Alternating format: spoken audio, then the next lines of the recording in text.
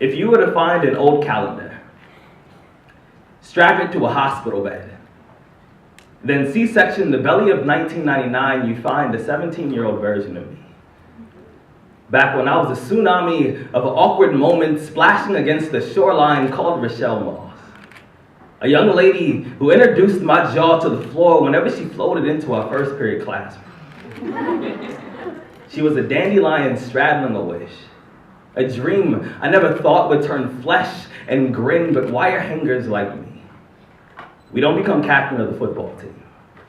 Because the only thing that we are good at is stopping ourselves from saying I like you to a girl that holds the remote control to our smiles, so we are just blurry silhouettes against the backdrop of everything popular, often wearing our skin like a costume of someone that we never felt comfortable pretending to be anyways. We swallow earthquakes and then tremble at the smell of perfume. We are bashful, tongue-tied, and we are nervous in high definition. So the question is, if a boy falls for a girl that's out of his league and she's not around to hear him, does he make a sound? The answer is hell and the first two letters of nothing. When I was a senior in high school, I was a pocket full of chalk dust. I was elevator music on a CD that started like a Volkswagen with a bad transmission. I was a ballot box stuffed full of everyone's opinions except for my own. My swagger was like watching a Walkman trying to swallow a DVD.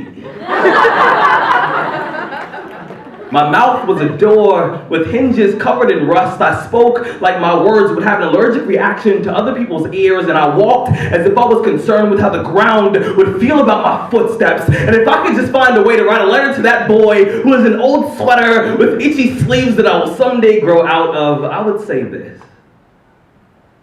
There will be days when you feel like a peacock with no feathers, flightless, and undeserving of attention, but listen, you have to stop getting out of bed like an oil spill. You are not just another fingerprint on one of God's windows. You are more than just another fingerprint on one of God's windows. You are